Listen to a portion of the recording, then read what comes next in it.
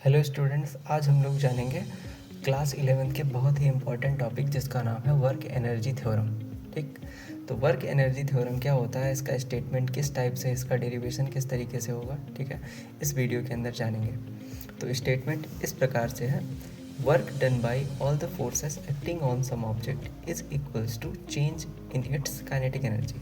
मतलब अगर हम किसी ऑब्जेक्ट के ऊपर वर्क करें तो जो वर्क डन होगा वो काइनेटिक एनर्जी में चेंज के इक्वल होता है। ठीक है, तो मान लेते हैं कि कोई ऑब्जेक्ट है जिसका मास m के बराबर है, वी इनिशियली इसकी वेलोसिटी कितनी है, u के इक्वल, और इस पे मान लेते हैं एक्सटर्नल फोर्स किसी आदमी के द्वारा लगाया जा रहा है और इस ब्लॉक को शिफ्ट किया जा रहा है d डिस्टेंस तक, और मान लेते हैं कि इसकी जो फाइनल पोजीशन है इसमें इसकी जो फाइनल वेलोसिटी हो जाती है वो v के इक्वल हो जाती है। अब जो एक्सटर्नल फोर्स होगा F, ये इक्वल्स टू होता है m इंटू ए के, यानी मास इंटू एक्सेलरेशन के प्रोडक्ट के इक्वल। जो वर्क डन होगा, अब सिंस इस ऑब्जेक्ट को हम लोगों ने फोर्स लगा के डी डिस्टेंस मूव कराया है, यानी इसके अंदर क्या हुआ होगा, वर्क हुआ होगा। वर्क का फॉर्मूला होता है F इंटू डी, यानी फोर्स इंटू डिस्प्लेसमेंट। अब F को अगर हम सब्स्टिट्यूट करें ma से तो यहाँ पे हो जाएगा F इक्वल्स टू ma, और ये साथ में क्या चल रहा है, d के इक्वल। ठीक है, W इक्वल्स टू हो जाएगा m इंटू ए इंटू डी, यानी हम लोग इसको एक्सीलरेशन और d को एक साथ कर लेंगे। Now second equation of motion ये कहती है कि v square equals to u square plus 2as, यानी जो फाइनल वेलोसिटी का स्क्वायर है वो इनिशियल वेलोसिटी के square plus 2 into 2 times of acceleration और डिस्टेंस के प्रोडक्ट के इक्वल होगा।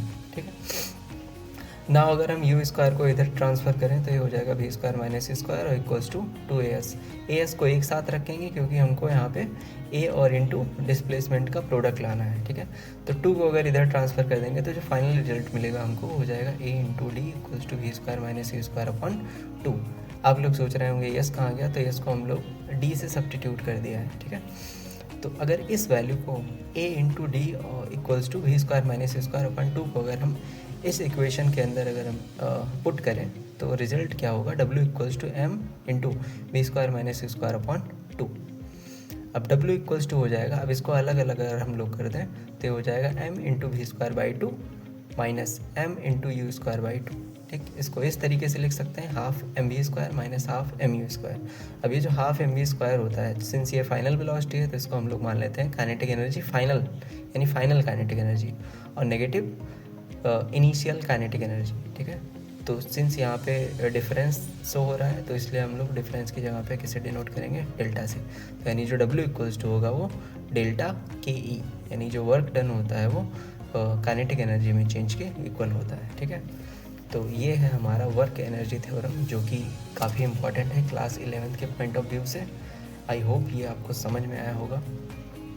अब तक अगर चैनल को सब्सक्राइब नहीं किया है तो सब्सक्राइब करें चैनल को।